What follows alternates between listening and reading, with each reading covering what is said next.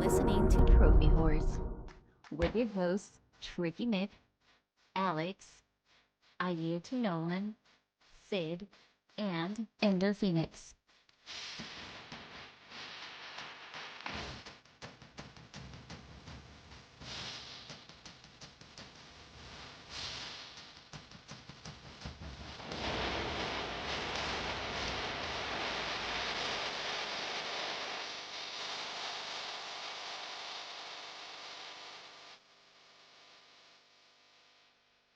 Hello, everybody, and welcome to Show Yours. This is episode 697. I'm yours, Tricky Mick, alongside with me, the man, the myth, and the legend. It's Alex.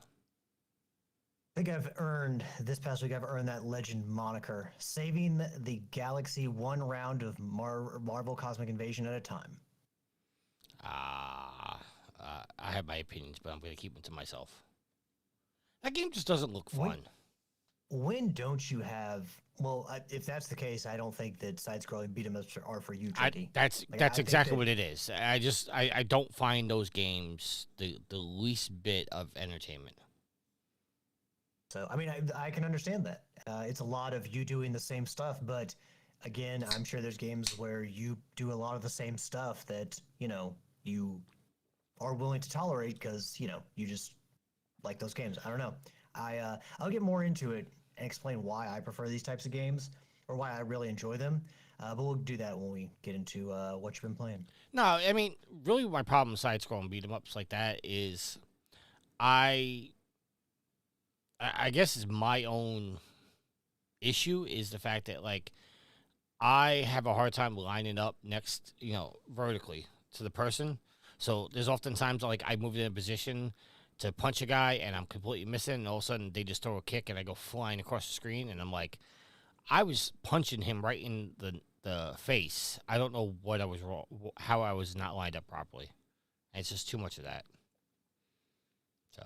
See, I thought you were going to say, like, and you may feel this way about fighting games too, but if you said that they felt one-dimensional as a type of game, I would totally understand that. But, to each their own. Yeah. Gareth actually forgot to send me the rarity update, so he's doing that now. So I'm kind of like trying to stall to let him do the whole thing at once. So if we extend this session a little bit, just know that that's why. Alex, how the hell you been, sir? I've been dealing with the cold weather just as well as anybody can, and trying to figure out what to do for everybody for Christmas. But I've bought myself a nice little present last week. The second new game that I bought in 2025, almost the end of the year, and I've only bought 2 games released in 2025. But hey, I'm sure I'm not the only one that games that way. But lots to do at the end of the year. There's always a rush, but all you can do is take it as best you can, and when you got time to relax, enjoy that time. What'd you buy me for Christmas? A Clue. Wow. I go out of my way and buy you a Christmas gift every year, and I never get anything in No, return. you don't. No, I you do don't. so. You absolutely have in the past, but you haven't. I bought you PlayStation Plus the last 3 years, at least. No, you did not buy me PlayStation. You bought me PlayStation Plus 2 years ago because I had 2 years left on my Essential subscription, and then I got 2 years of Premium because you bought it for me 1 year, yes. But you didn't buy me that last year. So what'd you do with the PSN card I sent you last year? I don't know. I didn't do anything with it. I never got it. You tell me you never got the PSN card I sent to you last year? I certainly wouldn't lie about that.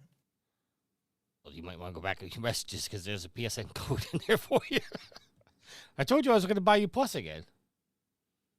Which is why I was befuddled as to why it never happened, but also I wasn't going to be like, oh, buy me a gift, so I just never said anything. But no, I never got anything from you. We'll have to go back and check the messages.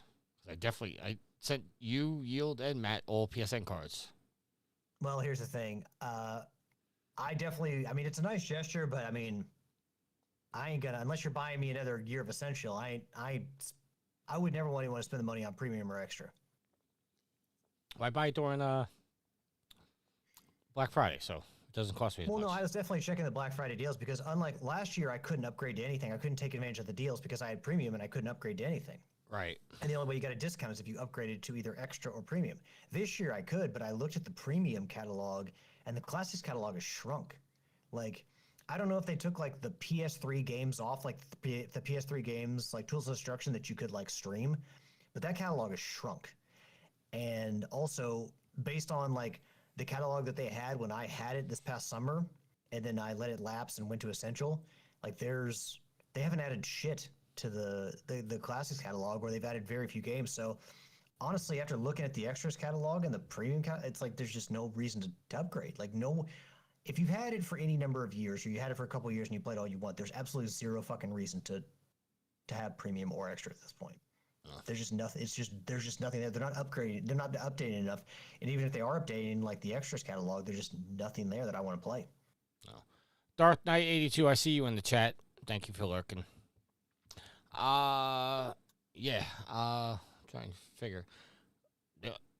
I haven't really been doing anything this week at all. Like I worked a lot, which is pretty normal for me.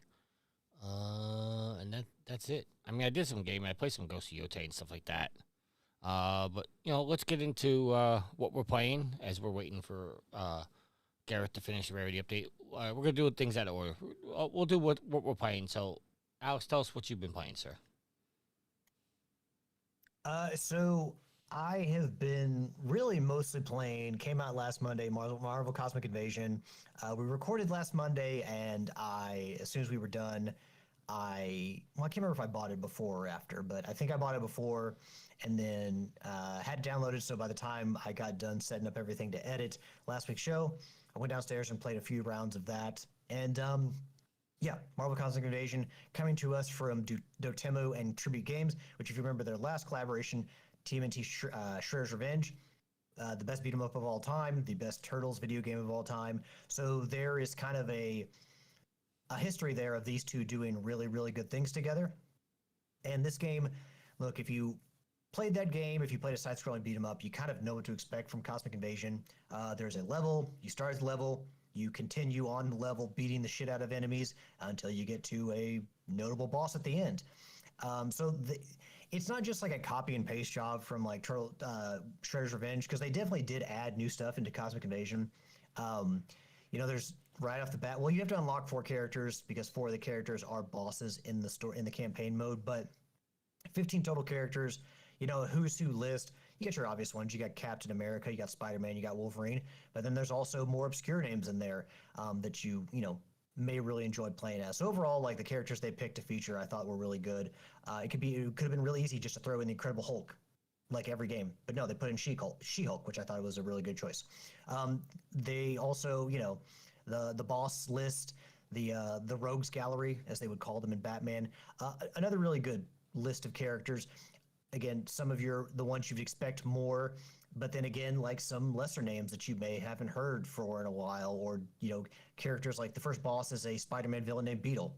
I don't know who the fuck Beetle is, or at least if I, had heard of Beetle at one point, it's been a long time. So, a nice mix of, like, you can tell they're fans of this. Shredder's Revenge had a few obscure names as far as the bosses go. You had Ground Chuck and Dirtbag. You had Chrome Dome. You had Wingnut. So, like, they are really good at picking not only the enemies you expect to fight, but also some ones it's just nice to see again. Combat-wise, I mentioned before, I don't know if they took inspiration from Marvel vs. Capcom, the fighting games, but they have like a tag team system where you pick 2 characters to go into a level and you can switch in between them at any point you want. If one character dies, then you still have that other character to fight with. Up to 4-player co-op in this, so you can have half the roster available to you in a level at any given time. Drop in, drop out, co-op online, which I haven't had any issues connecting to games. It's worked pretty seamlessly. So, yeah, there are some differences from Shredder's Revenge. You have a block button now. Some characters block, some characters evade. So based on your play style, may dictate who you play as. Also, some of the characters can fly. Nova, Silver Surfer. So you can actually hover in the air and, like, how in some games you have to, like, jump kick enemies to hit them because they're up in the air? Well, in this game, you have flying characters who can fly and, like, essentially, like they're on the ground, just fight enemies in the air, which is a nice little touch. As far as the trophy list goes, one of the kind of common themes I've seen before this game came out is, like, everyone wanted to know, hey, is there that Shredder's Revenge trophy where you have to fight Super Shredder without, taking damage? Is there that trophy? And this is a very player-friendly trophy list, if I'm being entirely honest. Easy. There's a few checkpoint trophies like, hey, beat this boss. A lot of them, each character has their own combat-related trophy, like, hey, kill this many 50 enemies with cosmic ghost riders guns. And then there are a few like you got to play online with other people, you got to finish a level, then you have to finish the game to get a gold trophy. It says the entire game, but I essentially played the last level with people online and got the trophy, so you don't have to play through the entire game online with people to get the trophy. And yeah, there's another one called Roll Call where you have to beat the game with every single character. You don't have to go through every level with every character. Go through once with two characters, and then after you beat the game, you unlock the last level. You can then just play the last level with all the other characters. So it doesn't take a ton of time to level up characters to 10. 10 was the max in Shredder's Revenge, so you can see some things they took over from Shredder's Revenge. But in general, they definitely added a Marvel touch to this. Like I said, the flying characters, the ability to switch in and out to your characters, like in tag team combat system, like Tekken Tag Tournament, or more appropriately, Marvel vs. Capcom. So overall, I mean, it's a really good game. I enjoy it. It's ripe for DLC. If they want to add any new characters, if they want to add new bosses, hopefully they learn from Shredder's Revenge, because I think that even though they kind of put in a DLC system, a DLC level system, sort of like Streets of Rage 4, another Dotemu game, I feel like people just would have wanted more levels, more characters, and more bosses. And if they do create DLC for this game, I really hope that they do that. Maybe add a few extra levels, a few extra bosses. I don't know. I'm just more want in these type of games to just want to fight through the levels again, and just level up with all the characters, than I am to play through some like randomized roguelike system where you go through rooms, but the path is always different. So, but overall, if you know what to expect from this type of game, this game will deliver. It just kind of depends on how much you like Marvel. For me personally, I like Turtles better, simply because I like the medium better. I like the Ninja Turtles villains better. The music soundtrack, I'm not saying this one's bad, but the music soundtrack from Shredder's Revenge was really, really good, to the point where I listened to the songs outside of playing the game. So I think that was another strength of Shredder's Revenge. But just in general, the license, I prefer the Turtles license to the Marvel license. But overall, a very good game. And I do think that they progressed enough, or did enough, to change the mechanics of the game to make it another interesting beat 'em up, especially with that tag team fighting combination. So, yep, Shredder's Revenge, Marvel Cosmic Invasion, I'm only missing 2 trophies, and then I've got the Platinum. So by the next time you hear my voice, outside this episode, I will probably have that Platinum knocked out, and then be going for Lego Horizon Adventures, which I have already downloaded to my system. Oh. I think you'll like it. Okay, the last thing on trophies is, while there is not a Shredder's Revenge style, or even in Power Rangers, Readers Rewind, they had things where you had to fight a boss and not take damage from said boss. There are challenges in each level that you have to complete all of them. Shredder's Revenge had these as well. These are easier than the Shredder's Revenge ones. I think the Shredder's Revenge ones had you had to get through the entire level without taking damage or something like that. This one doesn't have that. All the challenges are pretty easy, so they're not really much of a challenge to get done, despite the name. So yeah, there's trophy-wise, like I said, very player-friendly. Just, it's one of those ones where you can just enjoy the game and not have to worry about any really stupid trophies. All right. And all I've been playing this week is Ghost of Yote, and trying to get the last trophy in that, and playing some Rogue Company. Didn't really play Division too much this week. Got in there, got my companions, and took the rest of the week off of Division, just because I'm trying to stack up some of the missions, so I can do it a triple XP weekend coming up, and get some good rewards. Rumor is they're going to have a Christmas event in Division 2 soon, so I kind of want to save the XP for that as well. But played a little Rogue Company. What the hell does a Christmas event in Division 2 look like? Do they decorate for the holidays and completely take you out of the mindset that you're playing a tactical shooter, or is it just just a double XP event? No, well, I don't know how this one's going to look, because the previous ones, they just did missions in the game, and then for Eastern 1, you chased enemies around, and some enemies had bunny ears, and if you collected enough bunny ears, then you were able to redeem certain caches, which gave you Easter-themed outfits. Halloween this past year was the first time they really like did a whole bunch of things. Like they redecorated the base of operations and some safe houses with Halloween decorations. They came out with some Halloween themed skill skins. There is a stinger hive in which you basically throw this canister out, and if somebody gets close, a bunch of stinger things come out, and it injects into it. So injects into your enemies, it makes them bleed. They had a bat skin for your aerial turret that flew around and kind of looked like Batman was flying around a little bit. I mean, it's not Batman's symbol, but it's kind of similar.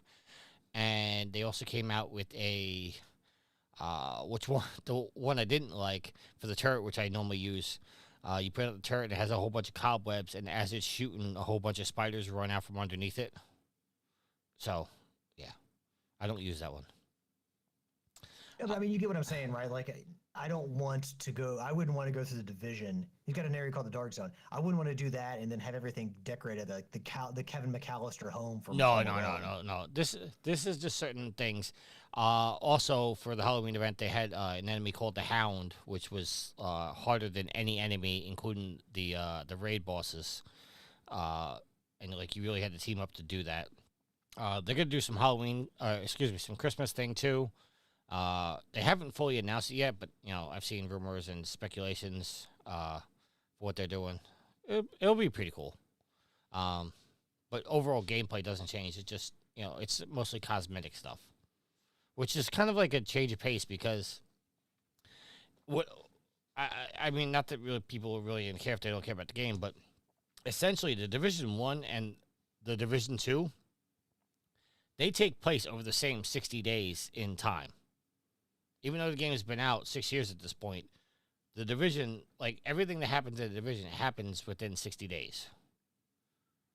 So it didn't really feel right to decorate for Christmas, where in the Division 1 everything happened on Black Friday, because the story behind the Division, I'll quickly tell you, is that they sent out the virus on money for Black Friday, and then as the money spread between people, people exchanging bills, buying things, the virus spread. So everything in the Division, basically, Division 1 happened within a week. The entire events, every mission happened within a week. The same thing with the Division 2. It just Division 2 takes place, I think 3 to 4 months later, but over the events they've like extended, like this happened this week, this happened, Chapter 2 happened this week, Chapter 3 happened 2 weeks later, stuff like that. So they've kind of extended the timeline a little bit. So it really didn't make sense to decorate for Christmas when Christmas wasn't really the time, because the Division 1 was during the winter, Division 2 is during the spring. So it'd be kind of weird to see Christmas decorations out where there's no snow, no cold weather, no nothing. So, but they're changing that, so that's pretty cool. And then I got into some Rogue Company. Nitro, apparently, before the show even came out officially, went back and watched the Twitch VOD, which I guess people could do if you guys were interested in doing that before it comes out on YouTube and the podcast services, and sent me a message saying, hey, I'll play Rogue Company with you. So we started doing that, and then that bastard got a trophy that I'm worried about, but he was more aggressive than I was. I was just playing to get the hours in the party and the wins. This a-hole went out and started killing everybody and got the one trophy that I didn't think I'll ever get. So, but shout out What's to that him. old saying? Fortune favors the bold. Yeah, well, okay. To be fair, okay, I'm complaining here, but I'm not really complaining. My aim is all over the place in that game. I can't tell you why, but I can't hit nothing for nothing. It's ridiculous. Nitro, for his credit, I guess all his Fortnite days he can aim like a mofo. I can't do it. So I gotta tighten up the controls. Maybe I'll get it. But you just gotta be aggressive. And I'm also playing. We're also playing a mode that doesn't really have a lot of rounds because essentially what we're doing is 4 people are playing against a bunch of bots. So we're just dominating every match, And instead of like, you know, going, the 5 rounds because you have to win 3 rounds to win the match. We're just winning 3. But if we were to go out and do all 5 rounds, I would get the number of kills I need for the trophy. But it's just, it's either we get in a group of 4 people that we all like 4 people that know each other and say, okay, this one you go out and kill every enemy. This round you go out and kill every enemy. Or, we reach out and say, hey, listen, we'll win the first 2 rounds. We'll tank the next 2 rounds, and then whatnot. And it's a bunch of rare trophies. So if we can get you in it, I mean, I already possibly got Yield in it. If we get you involved in it, we could all get these trophies, no problem. Would that be something? Would that be something you're interested in there, Mr. Raise Havoc? The problem is we're coming up at the end of the year, the end of the annual rarity event, and I got no shot of really any traction in that. So I'm gonna kick the can down the road and be like, maybe next year. Come January 1st, we'll do it. But yeah, that's all I've been playing, and I got my my spam trophies. I jumped a chicken wing and jumped a burrito this week. So. Sounds like things you've already done. Yes. And next week, just a little spoiler for you. I'm gonna be tapping the mayo jar to get the rest of the trophies. Is that a euphemism for anything, or is that like a double entendre? Tapping the mayonnaise jar. You don't remember the game My Name Is Mayo? I do, but I guess I was like maybe that would be more stroking the mayonnaise jar. But yeah, of course, who could forget My Name Is Mayo? Yeah, well, they came out with a remastered version, so I've been playing through that. Doesn't that game suck? No, it's awesome. You get to see a mayo jar dressed up like a mariachi and a bikini. As a baseball player, it's cool. You just tap a jar. Oh, yeah. Crazy me not want to play this game. Heaven forbid I don't want to see a mayonnaise jar dressed up in a mariachi outfit. Oh, my God. It's so cool, man. Ask Daryl. Daryl will tell you. If there's anyone I would expect to have the same taste in games like this, it would be Daryl. You and Daryl, birds of a feather, rub mayonnaise jars together. But you were gonna say flock together, but then you just tried to make it a mayo reference. Well, yeah, I had to make it situational. So we're talking about rubbing mayonnaise jars or tapping mayonnaise jars or something like that. So why not switch it around a little bit? But no, I'm sorry, I want no part of this. You do you. All these jumping food games you want to do. Hey, knock yourself out there, Tiger. These games are only 99 cents, and you get 21 trophies each. Great. Not trophies I want. If they ever come back with that promotional thing where you can get the real life swag with trading in your golds, you might change your mind there, sir. Get a free copy. I didn't do that before, and I sure as hell ain't doing it again. I shouldn't say I didn't do that back then, and I certainly am not going to change things now. Well, back then you didn't have that many golds, so they did that. But also, 10 years ago. Here's the thing, though. Whatever reward system, like Microsoft has nuked whatever rewards, not nuked, but like severely downgraded the reward system they had for Xbox Game Pass. Sony, like anything, like the Stars program wasn't great. Like, yeah, I earned a little bit of money here and there, but like overall, the best part about that was getting like the digital avatars or digital trophies that you could put in your own digital trophy case on the app that nobody you saw. Look at only.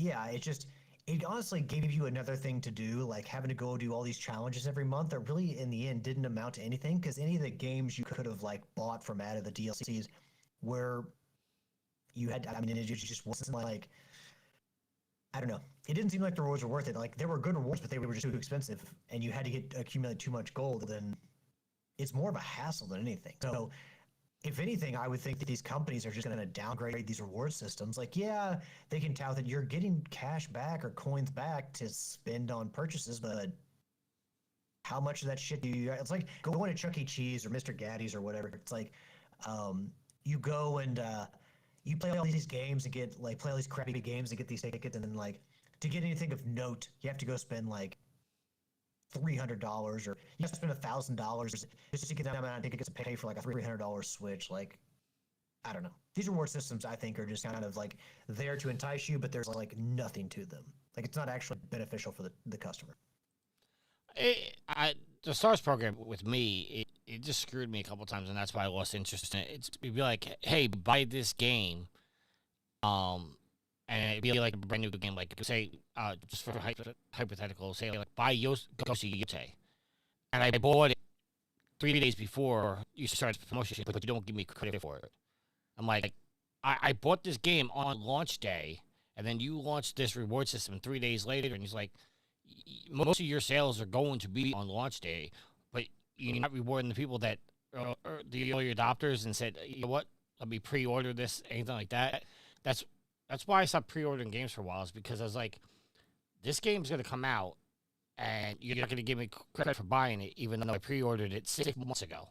So, all right. Garrett is done with the rarity update, so let's do our updated trophy count, sir. I am level 974, total trophies of 35,160 with 1,004 plats. What are you at, sir? I am pulling up the document now. Level 528, total trophy count of 11,021, and a platinum count of 202 and 201 games. Gonna change very soon, but can't quite claim it yet. Yield is level 538, total trophies of 11,574 with 222 plats. Matt is level 222 with 1,353 trophies, 0 plats. And Sid is level 901 with total trophies of 27,972 with 867 plats. As far as our rarity update, our plats of the week is going to be delayed again. Sid said he's doing some home remodeling and hasn't had time to record, but he promises he'll be back next week. Garrett with the rarity update. With 2 weeks to go, Pee-wee now leads Division 1 by 245 points. Her 81 this week, shifting her up to 2,120 points. Doc Chicken moves up to second, and the nearest challenger, he top scored this week with 186 points, getting him to 1,875 points in second. Third place, Nitro, and fourth place, Psychiatrist, are separated by just 8 points. MZ in third at 1,732, but Psychiatrist 151 points this week, bringing him to 1,724 as he looks to finish the season strongly. Redbeard Rick scored well with 76, moving him above Yield into sixth. This meant a drop for Yield to 1,386 points after he added 13 points to his total. No movement in the middle of the pack with Marky Frazier, the pick of the scores, further down with his 55, keeping him in ninth. Interestingly, 4 of the bottom 5 all scored the exact number of points this week, 31. CJ and Mr. TMT 84, who are both outside the Kenny Loggins zone, scored that amount, taking them to 763 and 689 respectively.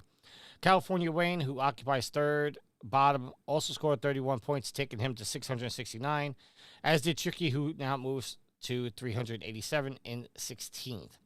In Division 2, it would be safe to assume that Ilford Hellfire and Roll on the Floor have both secured promotion. They scored 23 points and 24 points this week. Each this week's moving them to 1080 and 1012.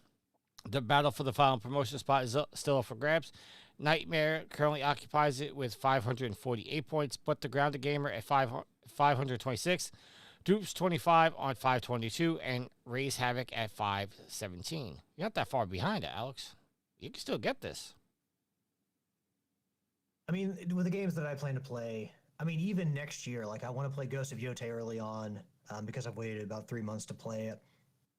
Lego Horizon's not going to get me shit. I mean, it'll give me some common trophies, but there's no game right now that has rare, super rare, very rare, ultra rare, Rogue Company, rare, whatever. Huh? Rogue Company will get you there. Dog, I just don't want to play that right now. There's just other stuff I would rather play, 21 rare trophies. which may very well change. But It hasn't changed in the 5 years the game's been out. well, maybe you got a point there. But well, maybe now that you blabbed and you told about it, everyone's like what Wobbly World or whatever Rick played. Now everybody's going to play Wobbly World or whatever it was. But yeah, I just I don't know. Not the game. I don't want to. I don't know. Maybe in the future. I just Hey, I got my path. I got my path set, Tricky. I'm on my path. It can get you back in the Division 1. You know what? You know what's gonna get me back in Division 1? Having a really strong first half of 2026. You actually scored the most points for the division this week with 71 points. Murray, 2011, and Resendale outside chances at 477 and 413. Not too much movement further down the league. Homer gets stuffed, got double figures with 12 points to keep him on 12th at 257, while Kalai had a good week scoring 26, moving her to 221 and 14th. The only position... Kalai got I got noticed that Kalai got a platinum trophy in Vampire Survivor, so good job, Kalai. The only positional change came at the bottom where Departed moved from above Stick Palm into 16th with 110 points. Rarest trophies of the week in reverse order. Roll on the Floor, Trial by Fire in Minecraft Dungeons at 3.3%. Redbeard Rick, a tribute to Yama and Curious Expedition at 2.56%. Doc Chicken Over the Top, Injustice Gods Among Us at 1.86%. Ulf Winderson Petrovic in Grand Theft Auto 4 at 1.3%, and Psychiatrist with Joint Operations Space Engineers at 0.58%. Some of these games, like I have, and I just never go get these trophies. Yeah. You're too busy spamming. Like, go back through your list because you're one of those players. You've got a lot of trophies, but you don't finish most of the games you like outside the spam. Like, I mean, you've got a lot of trophies you could go back and get. You got a lot of platinum trophies you can go back and earn. Like, you could up that completion percentage, and you wouldn't have to spend another dime. According to my PSN profiles, I have 20,890 unearned trophies. That would make me just like the people that you see. They get like thousands of unread emails. Like, it just makes me. I don't want to say sick because that's overboard, but I just look at that and I just shake my head. I'm like, come on, man. You enjoyed this game. You played this game. Get the trophies. Do you know how many unearned trophies you have? It's probably just over 1,000. If I had to get like between, I want to say 1,050. Close, 1,032. And that's because when trophies first came out and I was playing on the PlayStation 3, I didn't care nearly as much about 100%. All right, let's get into our topics. How's that sound, sir? I mean, I guess that sounds all right. I mean, I'm sure the listeners want to hear about some news. Yeah, just letting you know, the news was very scarce this week. I scrounged up some things. Yeah. All right, Alex, I need you to bring up the agenda because there is a Helldivers article in here that has a bunch of patch notes that I am not going to read through. But just if you see anything interesting in there that you want to talk about when we get there, we can talk about it. Our first topic coming from IGN, PlayStation 5 system software update version 25.08 is out.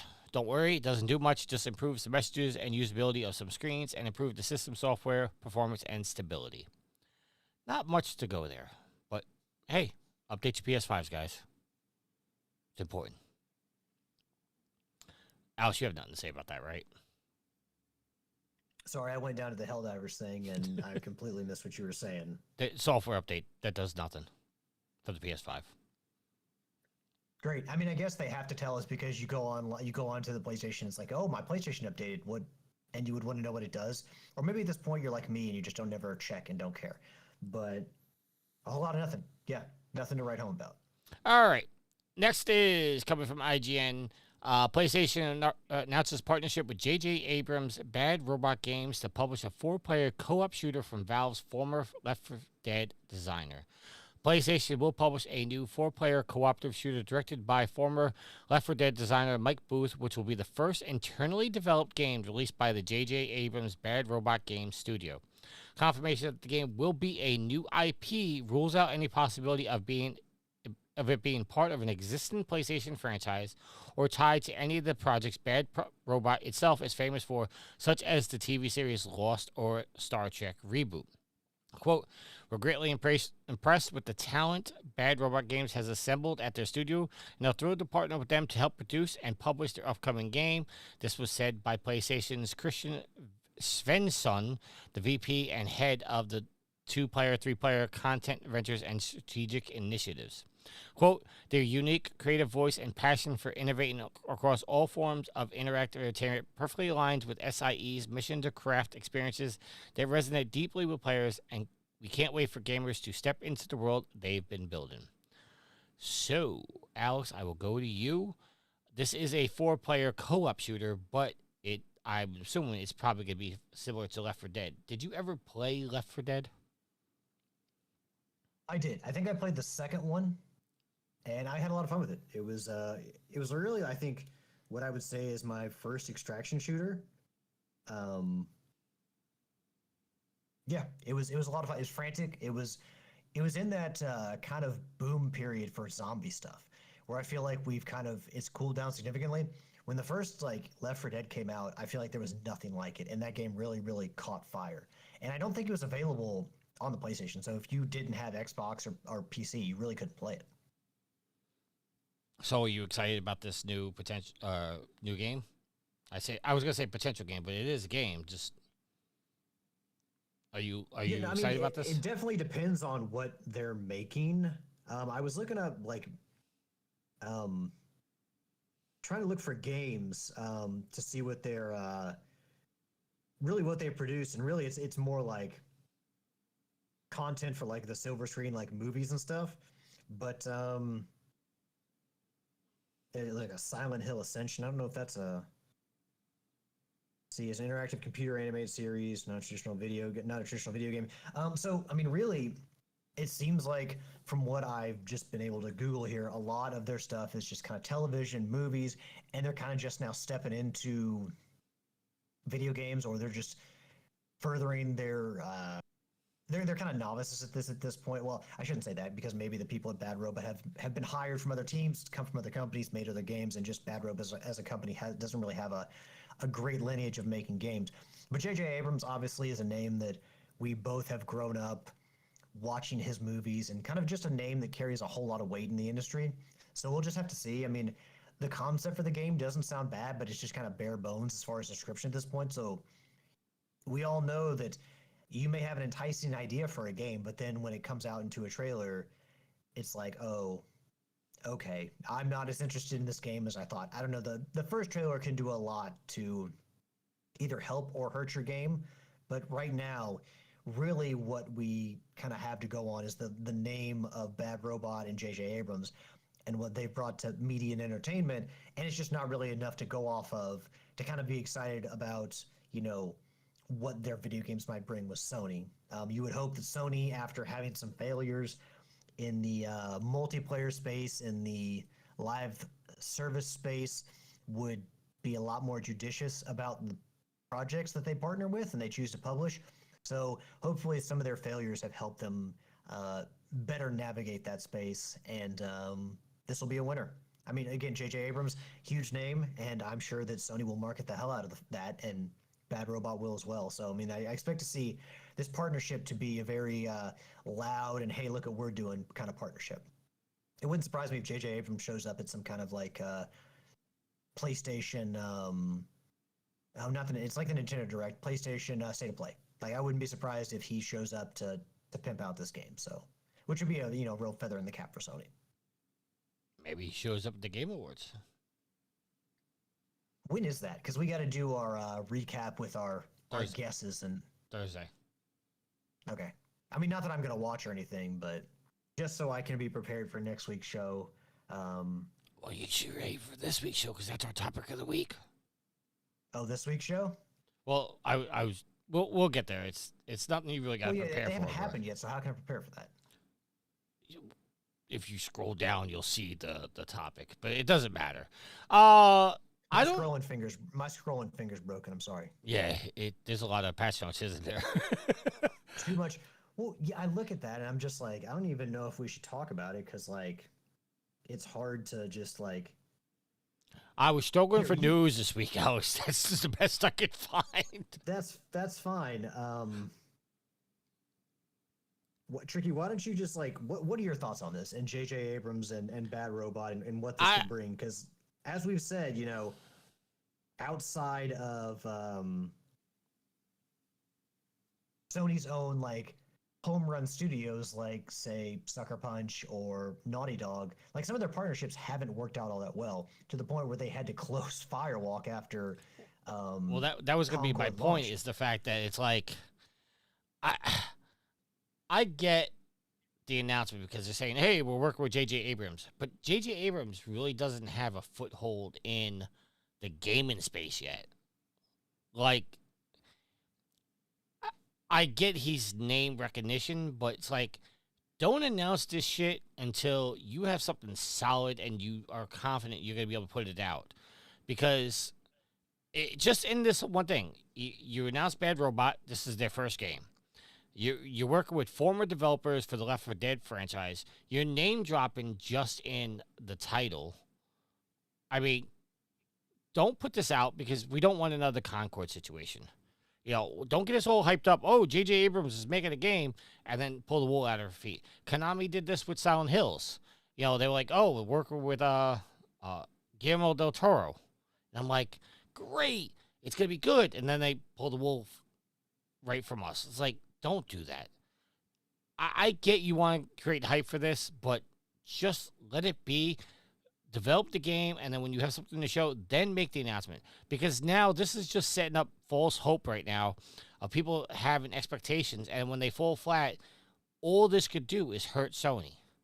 Because the second they show this, do you think that expectations? I mean, granted, we don't have a lot to go off on right now, so you know, people's imaginations are going to run wild. Which I mean, I guess with a new IP, you can only do so much. But like, isn't that also partly on the players to control their own? I'm not you know, relieving Sony of any responsibility, but isn't it like upon players, many of whom are adults, to kind of manage your own expectations? yes, but you and me both know that gamers are not going to do that, and Sony knows that as well. So all this could do is hurt you. If they can't release this game for some reason, or this game doesn't live up to the unreasonable expectation and hype that people are going to put behind it, this could only look bad for Sony. See, this is what they should have done. Develop this game, get it to a spot where you can show off the game and say, hey, this is the game, and guess what? It's being made by J.J. Abrams. Then you go, okay, we've seen the game, we know what it is, and we have a good name behind it. Now, doing all this and not showing off any kind of gameplay or any style of what this game is, you're leading people up for expectations by saying, oh, this is being made by the former Left 4 Dead designers. Even I lead it off this question. It's like, oh, okay, so it's being made by the former Left 4 Dead guys. So this game's got to be similar to that, right? So all you're doing is setting up hype that could only possibly look bad. Because if it comes out and it's good, okay, you wasted your announcement months or a year in advance. Where if this game doesn't live up to the hype, you're going to get the articles that are going to go, another failure by Sony. That's all this is doing. I wish the game the best. I really do. I want this game to be good. But I'm tempering my expectations, as most gamers should. But you know damn well there are a bunch of people out there that are not tempering their expectations. And no matter what, this game is going to get some kind of hate because it didn't live up to the hype. That's all I'm saying. Do you think this announcement really is to hype up the game at this point? Because we have, like I said, nothing to go off on.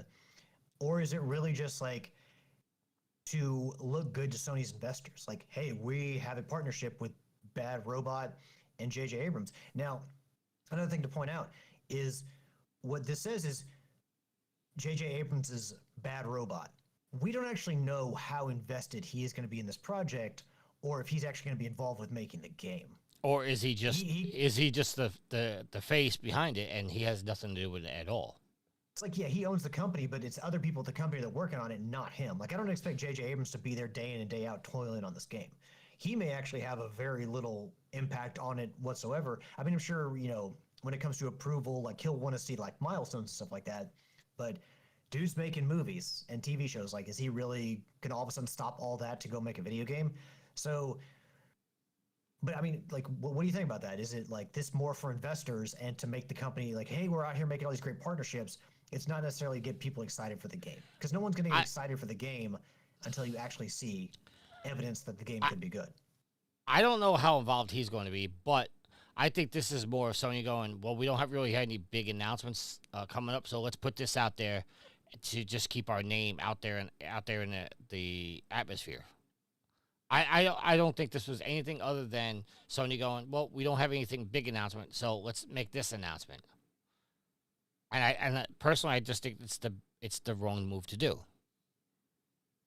As I stated before, I just think it's a bad move by Sony and PlayStation to do this. If you're trying to create hype, because your point of to make the investors happy, whatnot, they could have told the investors behind the scenes. There's no reason to bring this to the public. Say, hey, investors, we're we're partnering with a game. It's headed up by J.J. Abrams, and that solves the investors. Like, they go away. You don't have to put this out into the public to appease the investors. You could have done that behind closed doors. Unless you're trying to get more people to buy stock in your company. Listen, with the Black Friday sales that they just announced, I don't think they have any problem putting money in their pockets right now. Sales went up 67% over Black Friday. I don't know what people were buying from Sony, but Nah. Well, they had they gave a major discount on the PlayStation 5 Pro, which one of those sales was to Matt. Matt bought a PlayStation 5 Pro, so. And I was thinking about it too, but my problem is I can go out and buy a Pro right now, but if I buy the Pro, then I'm going to want to buy the internal hard drive, which is another $600, and I just don't have that money to spread right now. So, all right, moving on to our next story. This is coming from not IGN. Now it doesn't want to open. I will find out where this came from, but the report is coming from Microsoft and Foxconn are seeking a permit to produce 4.8 million Xbox devices annually in Vietnam. Microsoft might be looking to move its manufacturing of Xbox consoles to Vietnam and to potentially increase production, according to a new report from Reuters. Foxconn, a subsidiary of Fusion Technology in a partnership with Microsoft, is looking to get a permit to expand production to manufacture the Xbox game devices annually in Vietnam. This is according to a company document that was discovered. It's possible the figure also includes not just Xbox consoles, but also controllers, headsets, and other Xbox accessories. So, I mean, just breaking this down, this just basically just means that they want to do this to reduce their production cost and get the more consoles out there. Do you think this is smart by Microsoft, who, for the most part, touts that they make all their consoles within the United States? I mean, do they really? I haven't seen anything like that in a while. What, that they're an American company? Well, everything. I haven't seen anything like, hey, all your Xboxes are produced right here in the good old US of A. Like, to be fair, like, I'm assuming a lot of the components, like superconductors and chips and stuff like that, will also come from other countries. I mean, they can say, hey, we're a proud American-based company, because I think they're based in, Washington? Yes. Not Washington, D.C., Washington State. But at the same time, are they really touting that all the Xboxes are made here? Because I know, obviously, the components don't all come from the country. And we know that, look, rather than like reduce headcount, rather than close studios, cut back on games, like we all know that, or raise prices. One way you can't, which I mean, they've done the raised pricing part and they've done the reduced headcount part, but another way to save money is to look for a cheaper way to produce your consoles, and that generally being like done abroad as opposed to at home. Like every American company wants to have the image, and this may be a thing around the world, like in the UK and Australia, New Zealand, like, you know, Asia, like all these other countries. They want you to think that we're very much like an American company that these products are made in America, like very pro, like, your country. But the fact is, I would assume that a lot of what Microsoft does and a lot of companies do is they outsource, their labor to find cheaper labor to produce their consoles. Because again, it's about making money. You know, I don't necessarily think I've never looked at Microsoft and thought that they take specific pride in being an American company. It's like, no, they take pride in making money. So I like, to me personally, this is just something that they would do. Like, you need to save money, you need to increase your shareholder, like your profits to shareholders, you need to be able to talk up, the amount of money you bring in every year, your revenue. This is an easy way to cut your costs. All right. So I would just assume that this is something they would do. This article came from VG Charts and was written by William D'Angelo. Yeah. Again, it's what I'm about to say is going to sound like a dig, but they're seeking to produce 4.8 million consoles. Are they even making 5 million sales a year? I don't know if they are or not, but at the same time, like, I say that I don't mean to cut you off here. I say that because the last note I had was this was not just consoles but also controllers, headsets, and other Xbox accessories. So you're looking to produce 4.8 million Xbox devices, which means you're not even making that many sales a year in consoles. So I don't know. Like, I'm not trying to dig at Microsoft, but 4.8 million doesn't sound like very good for Microsoft, as far as producing consoles and selling consoles. I don't think it's a dig necessarily. I think it's entirely fair to look at their strategy and the sales of their console, which have kind of dragged behind Sony. No, like, it's not a competition. Sony and Microsoft, as far as console sales generation, are not in competition with each other. Sony's just blowing them out of the water. And also, we know that the Switch, and the question is how long before the Switch 2 surpasses the lifetime sales of the Xbox Series X and Series S. I guarantee that Nintendo will,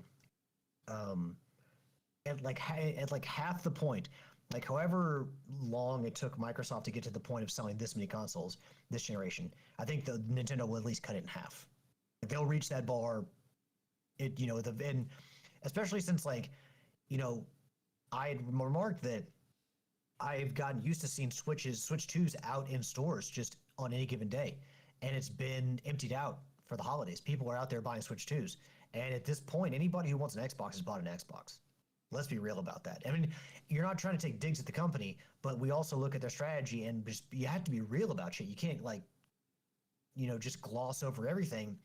The Microsoft is very clearly not focusing their forward mentality on hardware. They may produce another console, they may put out and partner for more hardware, but they're definitely not going to, I mean, look at the Xbox Ally. They partnered with somebody else to make that machine. Microsoft didn't make the Ally. Somebody else did. And so they, I'm not saying they're not going to put out hardware, but, like, very clearly, They're moving away from making hardware. well, they're moving away from hardware, or for, like, a physical box. They're trying to as much as they can. They want to get as much of their stuff digitally and in the cloud as they can. But they'll still have a presence in the store, as much of a presence as any video game company can have in a Target or a Walmart these days. They'll still have that presence for anybody who wants to buy it, because they don't want to completely cut those people out. But yeah, I mean, can anyone be surprised that it's okay to question Microsoft at this point. It's okay to question the Xbox sales. without coming across as a dick. Ju- I don't think it makes it seem like you're taking a dig. You have to be real about this. Well, just for context, I just googled it. The PlayStation 5, which launched November 12th in 2020, according to Google, there's been 84.2 million PlayStation 5 consoles sold worldwide, and they sold 3.9 million just in the last quarter, which ended on September 30th. And I do want to correct myself. I said that they sold 62. Their sales were up 62%. I read that headline wrong. Out of all the consoles sold over Black Friday, 62% of them were a PlayStation 5. So their sales weren't up 62%. They just 62% of all consoles sold over Black Friday were a PlayStation 5. So little distinction. Just want to correct myself there. All right. And now we're getting on to the topic, which I had Alex researching a little bit. Helldivers 2 patch 5.0 arrives with an incoming message from High Command that's already got players worried. Alex, I'm going to let you go over the patch notes real quick to see if there's anything you want to mention. Listen, I mean, I looked over it. There's nothing. There's too much in there, and all of it's, we know that they've worked on bigger patches. They released the Python Commandos War Bond recently after they felt that with the stability of the game, they've gotten the stability of the game in a better place, because behind the scenes, people who played on PC, people who played on PlayStation, and I'm assuming people who played on Xbox as well, were just dragging the game in Arrowhead for not taking care of a lot of technical issues. So the game, it seems like Arrowhead feels is a better place. But as far as like these patch notes, I mean, we don't need to go over all these notes. It's just very technical things, small things to like the weapons, to pistols. I mean, we don't need to do that. There's just not anything in here that I think anyone that listens to the show is going to be interested in to hear. I mean, you're smart not to read off the entire list of patch notes because that would be boring as fuck, but there's just nothing in there that I saw that I really wanted to just hone in on. The stability of the game is really what they need to focus on, and getting out new content. Those are the big stories, but just a bunch of patch notes to all the small fixes they made. We don't need to really go over that. I just didn't think there was. I didn't know if there was anything in particular that got you excited. Like, oh, well, they're increasing the damage for this weapon. But let's go to the message that's got people befuddled. Quote: Super Earth has detected strange signals from a previously unmonitored worlds on the galactic map. The Ministry of Intelligence is investigating the source of the signals. Helldivers, be vigilant and hold the high ground. Does that get you excited at all, Alex? It makes me think that there is either a rather large invasion from one of the existing factions or a fourth faction, which at this point, with how the galactic map has looked, it gets kind of crowded. I don't know how they could add a fourth faction in there, but it doesn't have me worried. I am so, like, I'll get in there and, like, once I, finish playing Marvel Cosmic Invasion and it's just me playing Lego, I'm sure that I'll spend more time in Helldivers. I spent the War Bond medals that I was maxed out on so I could earn more from the major orders. But I haven't really done a whole lot of playing since they released the War Bond itself. So I'm sure I'll do more of that here in the coming weeks once I put this platinum to bed. But does it have me worried? No, because I'm not invested in the Galactic War. This Galactic War has dragged on way too fucking long. And I have said that forever now, and I will continue to say it. Their biggest mistake, and you may capture some people that are just invested every single day because this is a game that they love to play, and there's enough of a content feed where people will come back. The Galactic War should not take this fucking long. It should not be for the life cycle of this game, you're going to have to play in this Galactic War, because you know why? Because we don't make enough progress and I lose interest. And I'm sure that a lot of people have lost interest in it. You cannot drag out the Galactic War this fucking long and expect people to care. Didn't you guys wipe out an entire faction and they just came back? We wiped them off the map and they came back in a larger invasion, like within a week. Yeah. So if you ask me, Arrowhead has completely mismanaged. I know that they want there to be a life to this game and they want this game to last a long time, which is why they're supporting it so much and why they took so much care to at least try to work for months now on some of the back end stuff to improve the game's stability. But we're going on 2 years here coming up in next February. We're still fighting the same fucking war against the same enemies. You expect me to be invested in that? So I'm interested to see like if there's a new faction or like something big goes down. I'll pay attention. I'll have my ears to the ground, or we'll talk about it on the show. But as far as like me being concerned or like hyped about this news, like no, it's just all part of a bigger war that I'm not interested in Yeah, but anymore. even if they end the war, like, okay, you end the war, great, but what do you do from there? Because they're just gonna have to You relaunch the start a war. new war. You start a new galactic campaign. People who love playing the game will come back to play it, and the people who You think want after the to. war ends, the people are gonna come back and do another war? Because they're gonna be like, we just did this war. Why am I gonna do this again? I mean, you can change it up, but you do realize that the first game there was a trophy for winning a galactic like war.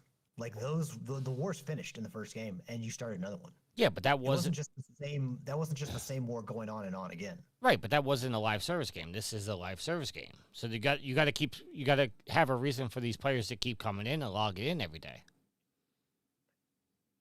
Fighting the same fights on the same planets against the same. I do that every day with the enemies. division.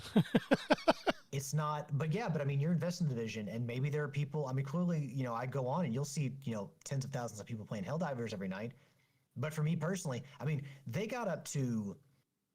saw like hundreds of thousands of people boost when the Xbox players came in. That entire audience is essentially gone. I'm not saying there's people on Xbox who stopped playing, or like there's none of those people who started playing on the Xbox are playing anymore. I'm sure that there's been an attrition from the PlayStation users and from the PC users. So it's not just the Xbox, but you had a huge shot in the arm from when you released on Xbox, and within a month it was gone. Like the numbers had declined that much. So I'm sorry, you cannot expect me to play the same fucking game over and over again. Like different campaigns, instead you could do like, hey, we're gonna do a war against the Terminids, or a war against just the Automatons, or a war against the Illuminate, or God forbid we introduce another faction. But just expecting me to just every day for 2 years go to the same galactic map with the same enemies and be as excited for the gameplay as I was before. No, I'm not. And that's just a me thing. I guarantee I'm not the only one that feels that way, but I also guarantee not everyone is going to agree with me, but it's wild that you expect people to be that invested with other games coming out and new types of gameplay coming out and new stories. Like you want people to come back to their Super Destroyer. It's like, okay, galactic map, you're making incremental progress, but this war is going to last 6 or however many years. Like, sorry, I'm out. I'm completely out. I don't care whatever story elements you do. I don't look at the stories or the major orders. I just get my medals, go in and like, maybe I'll play with a party, but I go in and I farm super credits, buy stuff, and I'm out because I don't care about the story because it's just incremental progression and then regression in the Galactic War. And I get that that's a war. But sorry, it's just dragged on too long. And if that's their plan for it, if this thing is going to drag on for years longer, the same galactic war, staring at the same galactic map, I don't necessarily know that they had the best plan for this game. Okay. Long term. All right. But yeah, if you're interested, there's new patch notes. If you're interested in it, if you're a big Helldivers fan, go check out the patch notes. There's just nothing important enough there to single out, and reading the entire notes here is going to bore everyone to put everyone to sleep. So we won't do that. All right. At this time, let's throw it over to listener questions. Time to check my social media, yeah. And we have no listener questions. None. And I came up with a witty thing to say to get news, and nobody left us a question. Alex, you're not on Facebook, so I'm going to read you what I wrote. I said, breaking news: Count Chocula, Stay Puft Marshmallow Man, and Teddy Grahams Bear have all perished in a fire s'more at 7 p.m.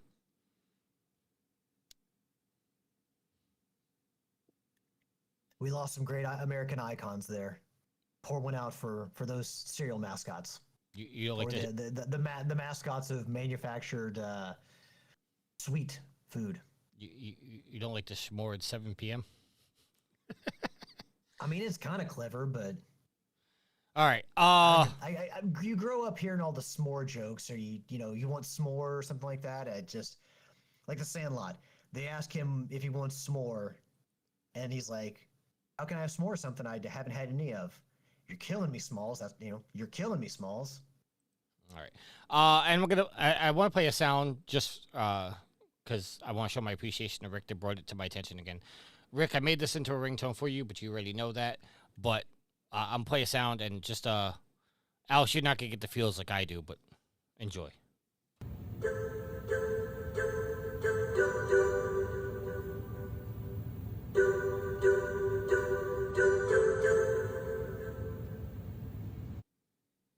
You have any idea what that is, Alex?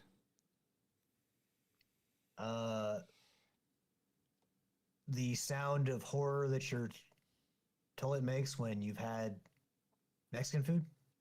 I'll give you a clue. It's for a game that you stopped playing because the second disc didn't work for you. Metal Gear Solid. Yep. It's actually originally from Psychonauts. Not Psychonauts. Was it Psychonauts? I would hope I would recognize that because it's been a while since I played the first Psychonauts, but Hold on. Police Knots, which was an earlier Kojima game that didn't get a lot of recognition, so he put it in the open screen for Metal Gear Solid 1. I like that you just confused a Tim Schafer made game with a Hideo Kojima made game. Well, to be fair, they both end with knots, which threw me off for a second. And breaking news, the Rangers just tied the game. It's now 1-1. I turned the horn off you, Alex. You should feel special. It sounds like you turned off the horn for anyone's sanity who tuned in for this podcast for conjecture and banter about video games and not updates on hockey, NHL. But there are people that do like hockey outside of you. I mean, I'm sure there's overlap, but if they wanted to hear about hockey, they would go listen to your hockey podcast if you had one.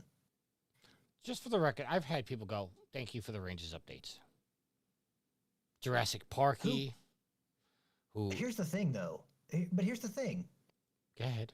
Are those people who are listening to the podcast on a Wednesday and then being like, thank you for that update on the game that happened 3 days ago?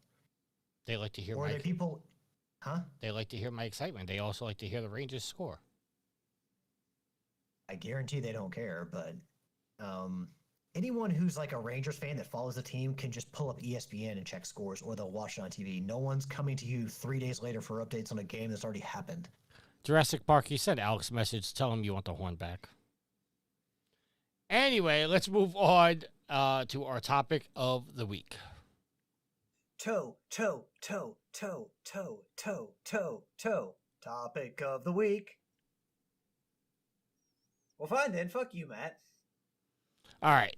As I said earlier, I had a hard time finding topics of the week, or topics for this week. So our topic of the week is just the Game Awards. Alex, I know you're not going to watch the show, but is there anything particularly that you want to see announced, or you'd want to see updates on? Well, I would say that I would like to hear an update on Beyond Good and Evil, but at this point, does anyone really give a shit about that game anymore? I mean, it would be nice if Beyond Good and Evil 2 came out. I think everyone would like to see that a game eventually come out, but I don't know. Ubisoft, it's not a priority for them. If it was a priority for them, they would have gotten it out at this point. I'm just kind of curious as to, like, is that game going to become like one of these mysteries, these video game mysteries where they just disappear into the ether and no one ever talks about it again? Except for people who make, like, Watch Mojo videos on YouTube. But as far as, like, Sony stuff, I mean, I would like to...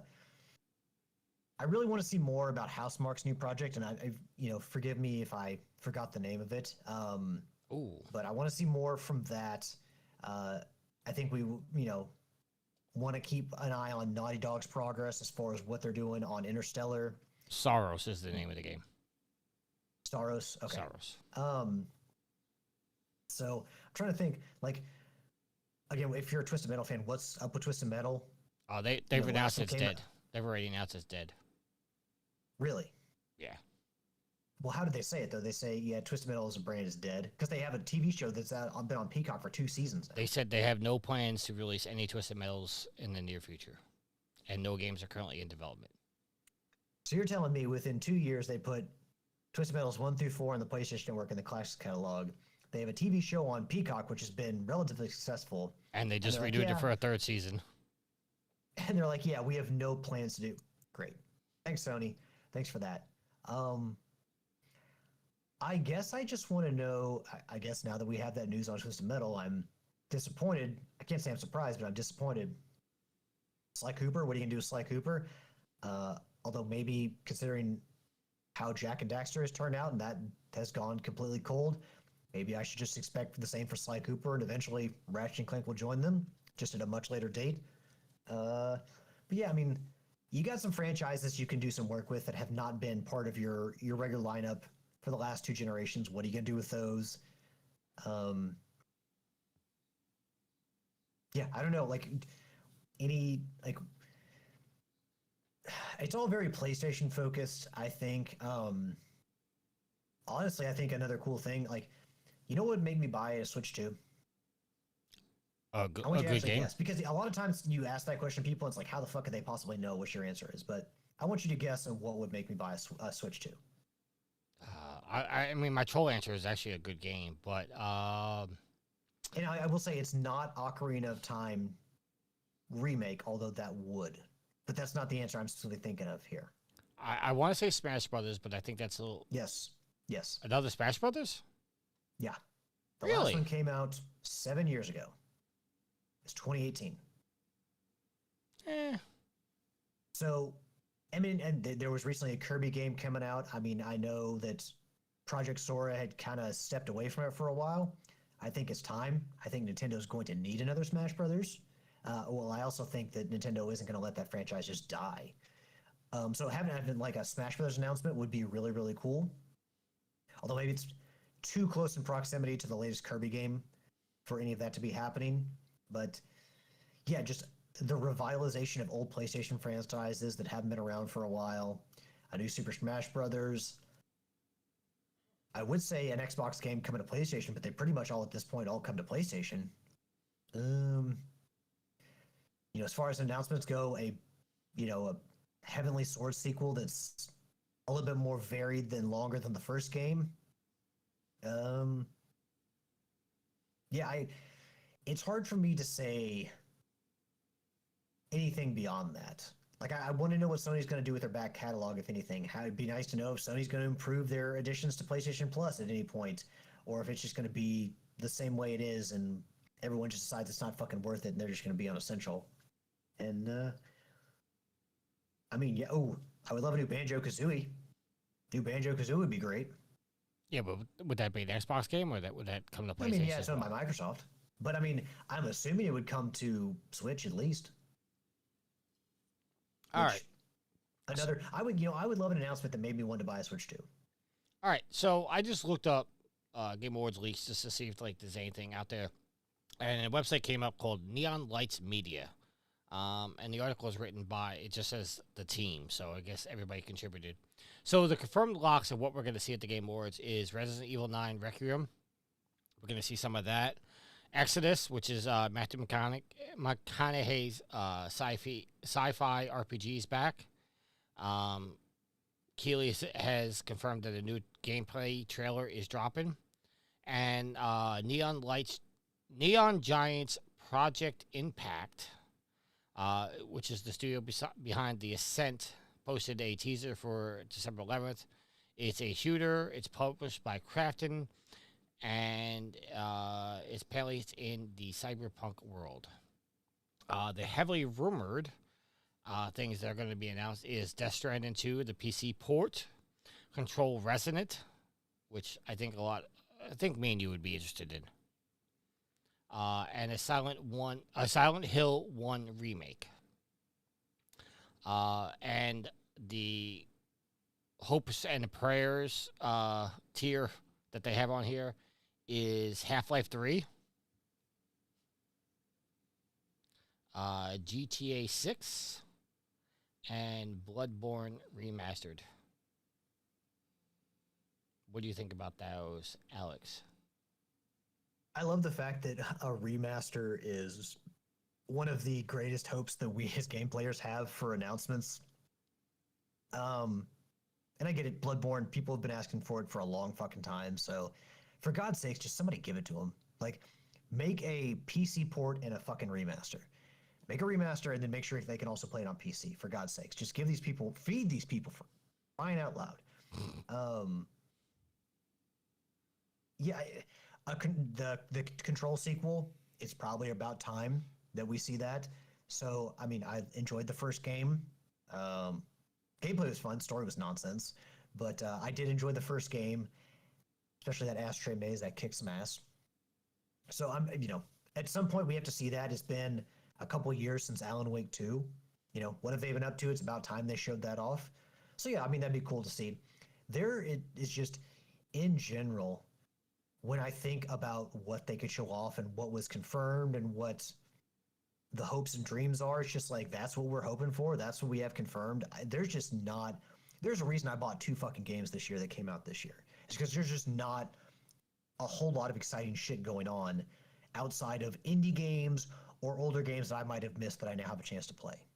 Like, I think that this could be, if that's what we have to look forward to, I think this could be one of the most boring Game Awards shows ever.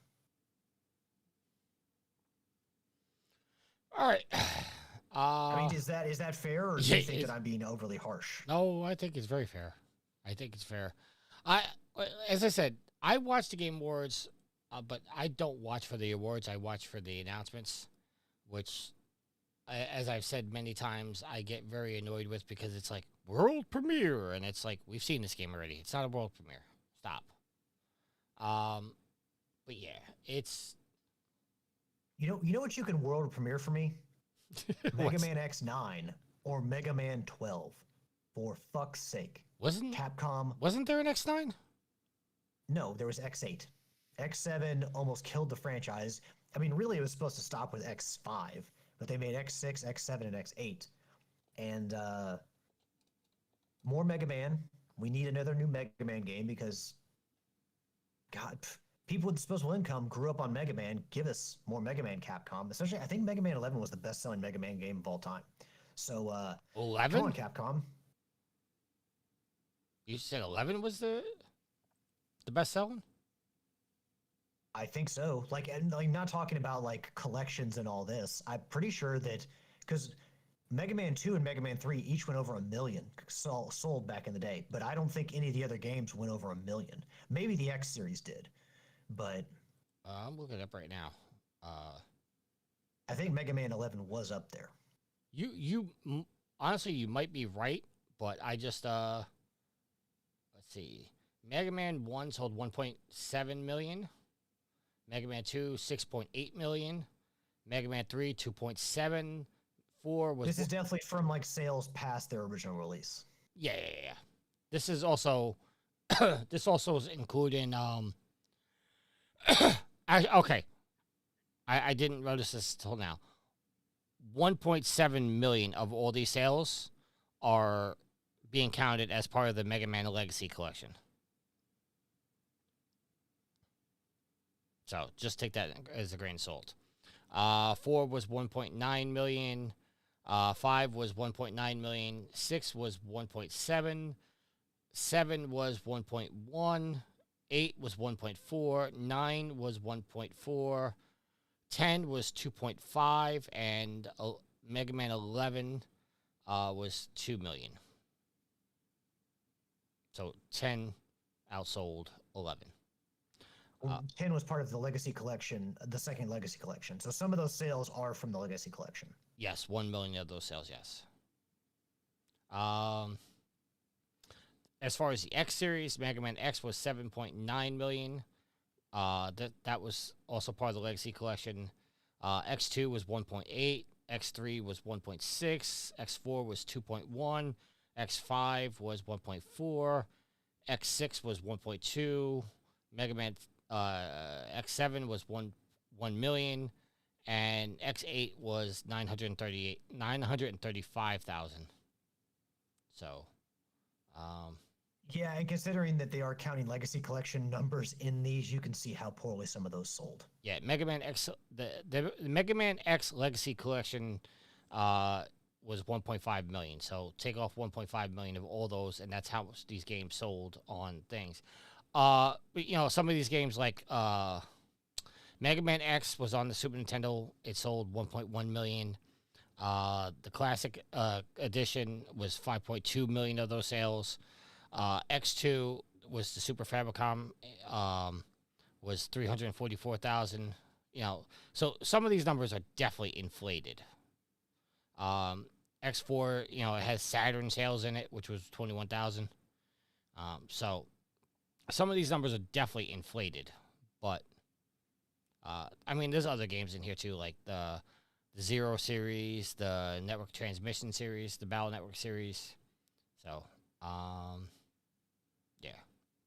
But so to get back on track, I think that honestly, if one of the things that people are most excited about is a remake of the original Silent Hill, which I'm not telling you not be excited about, but you just had a remake of the second one. A remake of the first one is due, but that's what we're looking forward to. Like it's not a brand new game in the Silent Hill series, which we just got Silent Hill F, so I guess people have gotten that, but. How many times did you hear the word remake in the hopes and the confirms? Like people want a lot of remakes these days. So yeah, I want to see more Wolverine. Possibly something on Spider-Man 3. From what I'm hearing, Intergalactic is still several years out, so I doubt we're gonna see anything about that. I do think Sony's going to make a big announcement. Because they tend to do that at the Game Awards, but I don't think it's going to be anything major. There is a rumor that we're going to be getting a new God of War soon. Well, not the game, but the announcement soon. what do you think we'll see first? Another Astro Bot or another God of War? Another Astro Bot. I think it takes less resources to make another Astro Bot. Yeah, you don't got to do mocap and have. You may have to do voice work, but you don't have to have mocap. There's no voice work like in Astro Bot. Oh, really? They don't even just the noises. It's all just generated by the program. I can't speak honestly, but as far as voices, there's no voices in Astro Bot. Did you play Astro Bot yet? Nah. That's a game you need to play, Alex. I briefly thought about it during Black Friday because it was on sale. But if I've waited this long, I'm just gonna wait until it comes to extra, and I'll just re-up for extra for a short amount of time and play it from there. Oh, they still want $50 for it, and I'm like, it's worth the money, Alex. It really is. I get it. I've waited this long though. I feel like I don't have to play it. I don't know. Oh, I know you're annoyed with me. I get it. I'm not annoyed with you. It's just.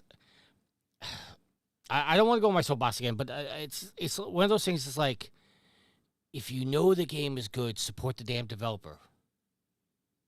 Because there's people that want a sequel to a game, and then when they look at the sales, they go, "Oh, well, Astro Bot really didn't sell that well. We're not going to make a sequel." Now you just killed it. But look at Days Gone. Days Gone did not sell, and then once it was free, everybody wanted to play it. It's like, "Oh, where the hell's Days Gone 2?" Well, you didn't buy it when it was out, so why are we going to make a sequel? Dog, I haven't even played that, and they offered for me on PlayStation. It's been in my library, and I still have chosen not to play it. It's Days Gone is worth playing. So is well. Here, let me look at what are Astro Bot sales. You look it up. Or you want me to?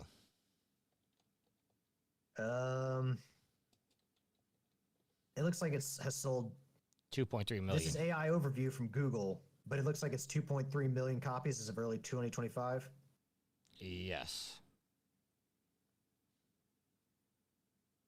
In the grand scheme of things, that's great, but that's not a whole lot of sales either. No. You think about some of some of the games on the Switch, what they sell, and it's like a fraction of that. Yeah. But it's not just Astro Bot. You think about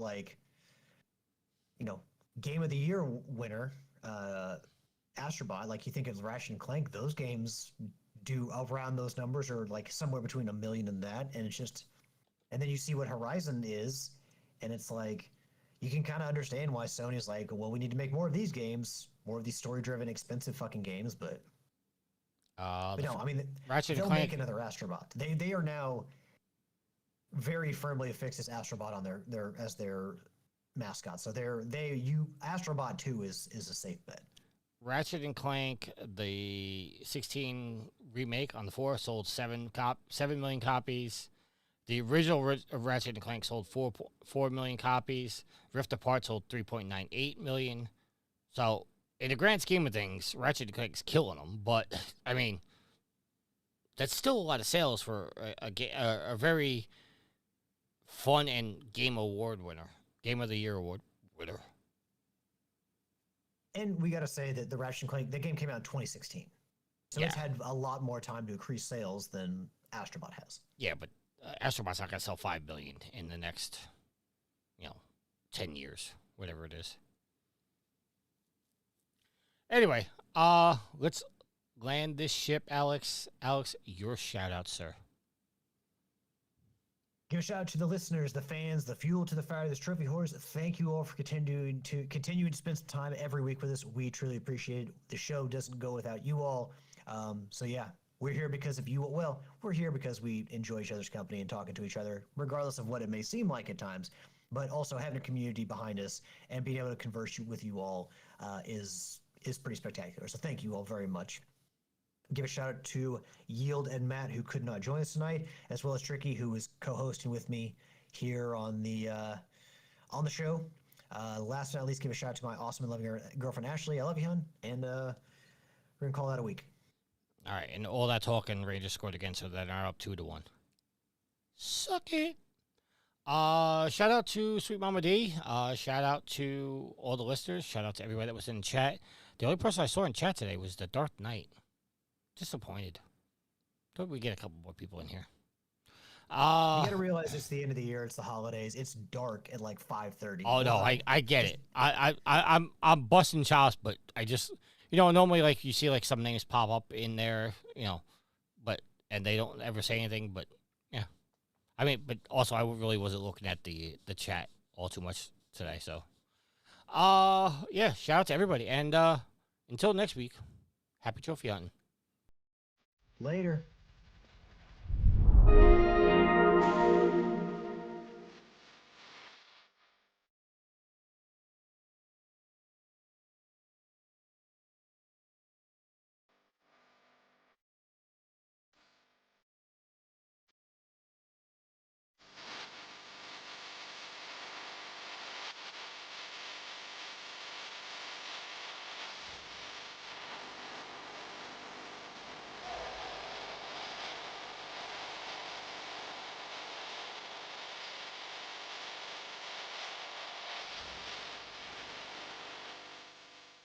The theme song is Venus by the band Even off their album Zenith. Permission granted by the band and 12 Stone Records. You can find them on Facebook by going to www.facebook.com/evenphilippines.